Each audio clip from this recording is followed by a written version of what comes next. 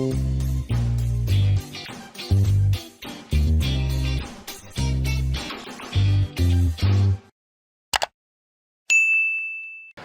நான் தான் chef Deena. Welcome back to chef Deena's kitchen. இன்றைக்கி நம்ம கிச்சனில் பார்க்க போது கலக்கான். கலக்கான்னா உங்களுக்கு எல்லாருக்கும் தெரியும், பாலில் வச்சு பண்ணுறது தான் இந்த ப்ரிப்ரேஷன், அதாவது ஸ்வீட் ப்ரிப்ரேஷன். இதோட இந்த ஜாங்கிரி வீட்டில் பண்ணும்போது சில பேருக்கு நிறைய பிரச்சனை வரும். கொஞ்சம் சாஃப்டாக இல்லை, அதுக்கப்புறம் சப்பையாக போயிடுச்சு, நல்லா ஷேப்பில் வர மாட்டேது, இந்த மாதிரிலாம் ப்ராப்ளம் இருக்குது பார்த்தீங்களா. அந்த மாதிரிலாம் எதுவுமே வராமல் இன்றைக்கி நம்ம வீட்டில் ஒரு ஈஸியான ஸ்டைலில் சொல்லி தரப்போகிறோம். அதுவும் ப்ராப்பராக டிப்ஸோட இன்றைக்கி இந்த ஜாங்கிரி எப்படி பண்ணுறது பார்ப்போம். இந்த ரெசிபிக்கு தேவையான பொருட்கள் பார்த்தலாம்.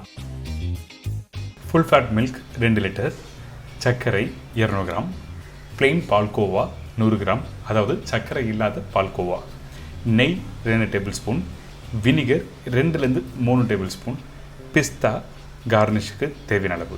இதுதாங்க இந்த ப்ரிப்ரேஷன் தேவையான பொருட்கள். ஃபஸ்ட் நம்ம என்ன பண்ணுறோம் கேட்டிங்கன்னா, இந்த மாதிரி ட்ரே எடுத்துக்கோங்க.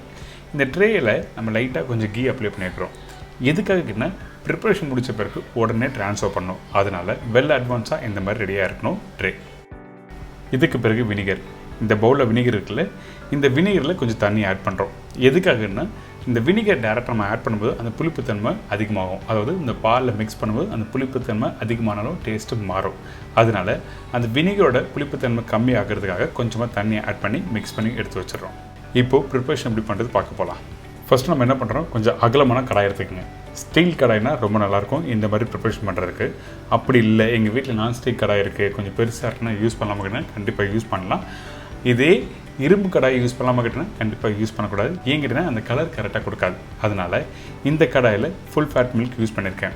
எப்போவுமே இந்த மாதிரி ஸ்வீட் ப்ரிப்ரேஷன் பண்ணும்போது பசும்பால் அப்படின்னா நல்ல கொழுப்பு உள்ள ஃபுல் ஃபேட் மில்க் யூஸ் பண்ணுங்கள். பசும்பால் பர்டிகுலராக எதுக்காகனா இந்த பெங்காலி ஸ்வீட்ஸ் பண்ணுறதுக்கு யூஸ் பண்ணுவாங்க. பசும்பால் இல்லாத பட்சத்தில் இந்த மாதிரி ஃபுல் ஃபேட் மில்க் யூஸ் பண்ணலாம், ஒன்றும் தவறு எதுவுமே இல்லை. இப்போ இந்த பால் ஊற்றிருக்கோம்ல, இந்த பால் ஊற்றின பிறகு நல்லா கொதிச்சு வரட்டும். ஃபஸ்ட்டு பாயில் வந்த பிறகு அதுலேருந்து ஒரு 5 நிமிஷம் கண்டினியூ நல்லா கொதிக்கிட்டோம். அதுக்கு பிறகு நம்ம என்ன பண்ணுறோம்னா, இந்த வினிகரும் தண்ணியை மிக்ஸ் பண்ணி வச்சுருக்கோம்ல, அந்த வினிகர் வாட்டரை இதில் ஆட் பண்ணுறோம். ஃபஸ்ட்டு கொஞ்சமாக ஆட் பண்ணோம், எடுத்த உடனே அதிகமாக போடக்கூடாது. அப்படி போட்டால் என்ன ஆகிடுன்னா, அந்த பால் உடனே திரிஞ்சு போயிடும், தண்ணி தனியாக வந்துடும், பால் கெட்டி தனியாக போயிடும். அதாவது திரிஞ்ச பால் தனியாக வந்துடும், தண்ணி தனியாகிடும். அந்த மாதிரி வந்துன்னா குக் பண்ணுறதுக்கு ரொம்ப டைம் எடுக்கும், அந்த டெக்ஸ்சர் கரெக்டாக கொடுக்காது. அதனால தான் நம்ம என்ன பண்ணுறோம், கொஞ்சமாக அந்த வினிகர் வாட்டரை ஆட் பண்ணி கொஞ்சம் கொஞ்சமாக கர்ல் பண்ணுறோம். அதே டைமில் வினிகரை ஆட் பண்ண பிறகு நம்ம என்ன பண்ணுறோம்னா, ஸ்லோவாக கரண்டி வச்சு மிக்ஸ் பண்ணணும். ஏன் கேட்டிங்கன்னா, அந்த பன்னீரை வந்து மிக்ஸ் பண்ணும்போது ஸ்லோவாக மிக்ஸ் பண்ணால் அந்த கெட்டின ஒரு டெக்ஸ்சர் வரும். இதே மாதிரி தான் அப்பப்போ கொஞ்சம் லைட்டாக வினிகர் ஆட் பண்ணி நீங்கள் மெதுவாக கர்ல் பண்ணி இந்த மாதிரி டெக்ஸ்சர் எடுத்துகிட்டு வரணும். இந்த மாதிரி வந்தால் தான் அடுத்த ஸ்டேஜ் நீங்கள் போக முடியும். நான் திருப்பி சொல்கிறேன், நீங்கள் பால் திரிக்கும் போது, அதாவது திரிஞ்சு வர டைமில் தண்ணி தனியாக விடாது, பால் தனியாக விடாது. இது கவனத்தில் வச்சு பண்ணிங்கன்னா உங்களுக்கு இந்த ப்ரிப்ரேஷன் சூப்பராக வரும். டைமிங்கும் கொஞ்சம் சேவாகவும் குக் பண்ணுறதுக்கு. இப்போது இந்த 2 லிட்டர் பால் நல்லா கொதிச்சு, அதாவது திரிஞ்சு போன பால் கொதிச்சு ஒரு 1 லிட்டர் அளவுக்கு வந்த பிறகு நம்ம என்ன பண்ணுறோன்னா, சர்க்கரை போடுறோம். இந்த சர்க்கரை போட்ட பிறகு திருப்பி குக் பண்ண ஆரம்பிங்க. கொஞ்சம் லைட்டாக லூஸ் ஆகும், அதுக்கப்புறம் சீக்கிரமாக கெட்டியாக ஆரம்பிக்கும்.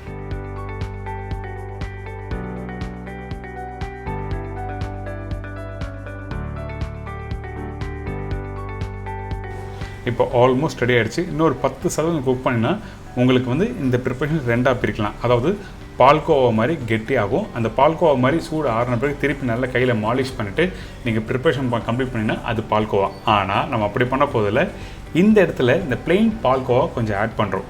எதுக்காக இந்த பிளெயின் பால்கோவா ஆட் பண்ணுறேன்னு கேட்டிங்கன்னா, நீங்கள் ஏற்கனவே திரிஞ்சு போன பால் இருக்குல்ல, அது ஒன்றோட ஒன்று செய்கிறதுக்கு கெட்டியான ஒரு டெக்ஸ்சர் வரதுக்காக மட்டும்தான் இந்த பிளெயின் பால்கோவா ஆட் பண்ணுறோம்.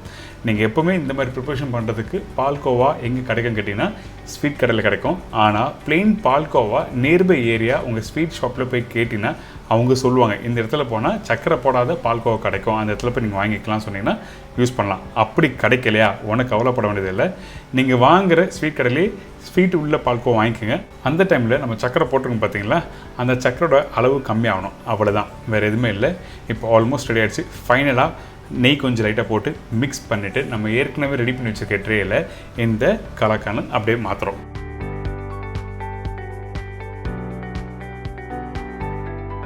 ஒரு ஃப்ளாட்டான கரண்டி எடுத்துக்கங்க. அந்த கரண்டி எடுத்த பிறகு ஈவனாக ஸ்ப்ரெட் பண்ணி கரெக்டாக ஷேப் வர அளவுக்கு நீங்கள் செட் பண்ணணும்.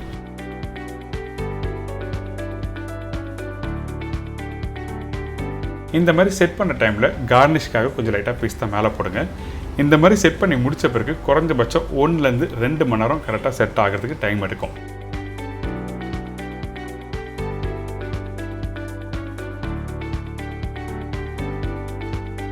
செட் ஆன பிறகு ஒரு சின்ன கத்தி, நல்லா மெலிசான கத்தி எடுத்துங்க. அப்போ தான் கட் பண்ணுறதுக்கு ஈஸியாக இருக்கும். உங்களுக்கு தேவையான அளவுக்கு சைஸில் நீங்கள் கட் பண்ணி அதுக்கப்புறம் எடுத்து சர்வ் பண்ணால் இந்த கலக்கன் ஸ்வீட் ரெடி. உங்களுக்கு புரிஞ்சிருக்கும் இன்றைக்கி எப்படி பண்ணுறது. இந்த ப்ரிப்பரேஷன் பால்கோவா மாதிரியே தான் இருக்கும், ஆனால் இது பால்கோவா இல்லை. திரிஞ்சு போன மாதிரி இருந்துன்னா, அதாவது திரியாக இருந்துன்னா இதை கலக்கன்னு சொல்லுவாங்க. ஆனால் இந்த ப்ரிப்பரேஷன் பண்ணும்போது நல்லா வெள்ளையாக எடுத்து கொடுப்பாங்க. ஆனால் வெள்ளையாக பண்ணுறதுக்கு சில பவுடர் யூஸ் பண்ணுவாங்க. அந்த மாதிரி பவுடர்லாம் நம்ம வீட்டில் யூஸ் பண்ண வேண்டாம். இன்றைக்கி ஹெல்த்தியான ஸ்டைலில் ஒரு நல்ல ரெசிபி கொடுத்துருக்கேன், கண்டிப்பாக ட்ரை பண்ணுங்கள்.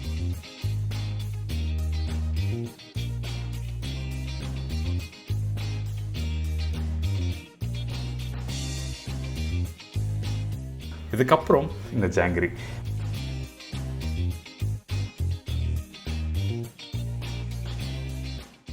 ஜாங்கிரிக்கு தேவையான பொருட்கள்: உளுத்தம்பருப்பு 200 கிராம், பச்சை அரிசி 25 கிராம், கார்ன்ஃப்ளவர் 200 கிராம், சர்க்கரை 750 கிராம், ஆரஞ்சு ரெட் கலர் தேவையான அளவு, ஏலக்காய் பவுடர் 1/4 டீஸ்பூன், ஆயில் ஃப்ரை பண்ணுறதுக்கு தேவையான அளவு.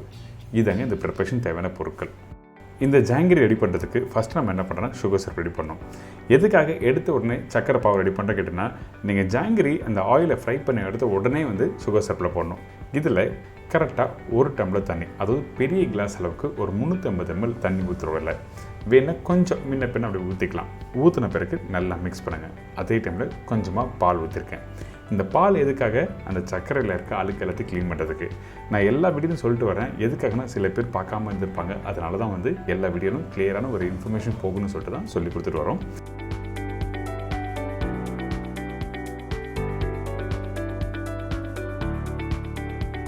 இப்போது அந்த சர்க்கரையில் இருக்க அழுக்கெல்லாம் மேலே வர ஆரம்பிக்கிறதா. இந்த மாதிரி க்ளீன் பண்ணி எடுத்து முடித்த பிறகு சுகர் சிரப்போட பக்குவம் என்ன கேட்டிங்கன்னா, கரெக்டாக ஒரு கம்பி பதம் எடுத்தால் போதும். அதாவது இந்த மாதிரி இருக்கும். கொஞ்சம் வேணால் திக்காக இருக்கலாம். அதனால் கரெக்டாக பக்குவம் தெரிஞ்சவங்க முன்ன பின்ன பார்த்து நீங்கள் எடுத்துக்கலாம். அதே டைமில் இந்த சுகர் சிரப் பாருங்கள், இந்த மாதிரி கரெக்டாக வந்திருக்கணும். ரெடி ஆன பிறகு ஒரு பவுலில் ட்ரான்ஸ்ஃபர் பண்ணி வச்சிடலாம்.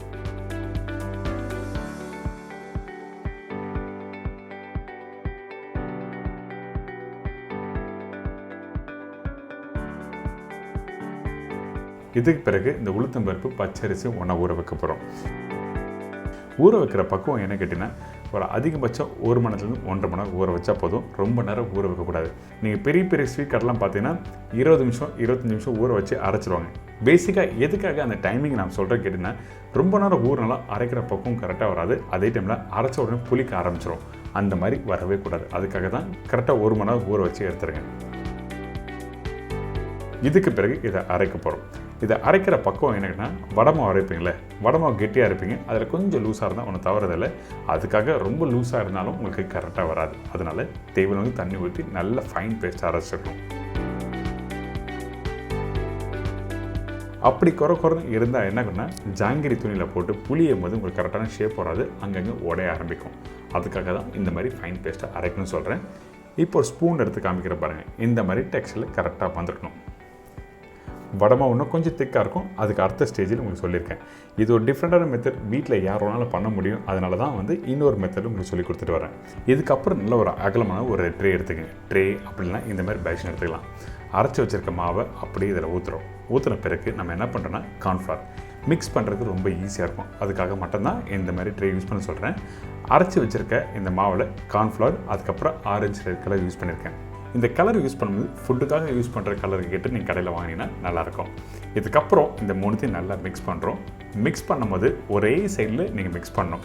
எப்பவுமே ரொம்ப இம்பார்ட்டன்ட். எதுக்காக ஒரே சைடில் மிக்ஸ் பண்ண சொல்கிறேன் கேட்டிங்கன்னா, அப்போ தான் மாவு நல்லா ஃப்ளஃபியாக வரும். அதே டைமில் மாவு அரைச்ச உடனே ஃப்ரை பண்ண ஆரம்பிக்கணும். மாவு புளிச்சு போச்சுன்னா கண்டிப்பாக ஜாங்கிரி வராது. நீங்கள் எண்ணெய் கடாயில் ஃப்ரை பண்ணும்போது, அதாவது புளிஞ்சு விடும்போது கீழே போய் ஒட்டிக்கும் கடாயில்.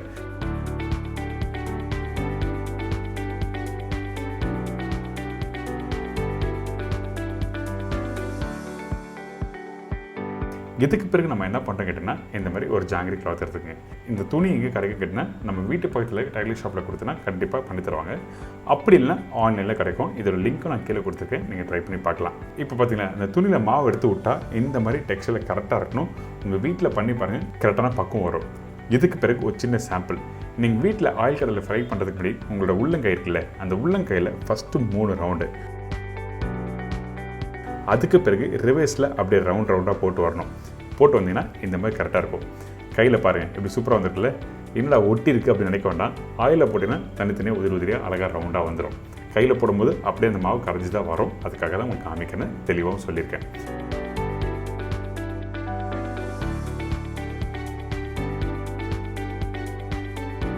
இப்போ எண்ணெய் கடாயில் 3 ரவுண்டு போடுறோம். இந்த 3 ரவுண்டு போட்ட பிறகு அப்படியே ரிவர்ஸில் திருப்பி ஒரு ரவுண்டாக அப்படியே சுற்ற ஆரம்பிக்கிறோம். ரொம்ப சிம்பிள் தான். நீங்கள் வீட்டில் 2-3 வாட்டி ட்ரை பண்ணி பார்த்தீங்கன்னா சூப்பராக இருக்கும். நான் கற்றுக்கும் போது நான் என்ன பண்ணேன்னா, வீட்டில் சாப்பாடு இருக்குல்ல, அந்த சாப்பாடை தண்ணி ஊற்றி மிக்சியில் அரைச்சிட்டு அதுக்கு பிறகு இந்த மாதிரி ட்ரை பண்ணி பார்ப்பேன். ஏன் கேட்டால் உளுத்தம் பருப்பு வேஸ்ட் ஆகக்கூடாது சொல்லிட்டு இந்த மாதிரி ட்ரை பண்ணி ட்ரைனிங் எடுத்து தான் இன்றைக்கி ஒரு சூப்பரான ஜாங்கிரி எப்படி பண்ணுறது உங்களுக்கு சொல்லி கொடுத்துட்டு வரேன். ட்ரை பண்ண ரொம்ப ஒரு ஈஸியான ஸ்டைலில். அதே டைமில் இந்த எண்ணெய் கடாயில் புளியும் போது டெம்பரேச்சர் கரெக்டாக இருக்கணும். எந்த ஒரு ஸ்வீட் ப்ரிப்பரேஷனாக இருக்கட்டும், கரெக்டான பக்குவம் புரிஞ்சுட்டு நீங்கள் வீட்டில் பண்ணும்போது அந்த எண்ணெய் சூடாக இருக்கணுமா, எண்ணெய் சூடு இல்லாமல் இருக்கணுமா அப்படி சொல்லிட்டு தெரிஞ்சுட்டு பண்ணினா ரொம்ப நல்லாயிருக்கும். இப்போ இந்த ஜாங்கிரி ஃப்ரை பண்ணி எடுத்தாச்சு. கரெக்டான பக்குவம் நல்லா ரவுண்டாக சூப்பராக வந்திருக்கா. இதை அப்படியே எடுத்து உடனே சுகர் சிரப்பில் போடணும்.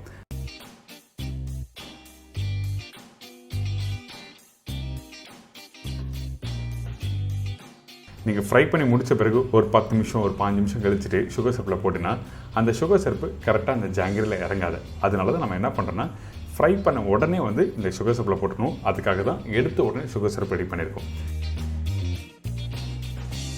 இன்றைக்கி ஒரு அல்டிமேட்டான ஸ்டைலில் ஜாங்கிரி எல்லோரும் வீட்டில் ஈஸியான ஸ்டைலில் பண்ண முடியும்னு சொல்லிட்டு இந்த தீபாவளிக்கு சொல்லி கொடுத்துருக்கேன். ட்ரை பண்ணுங்கள், என்ஜாய் பண்ணுங்கள்.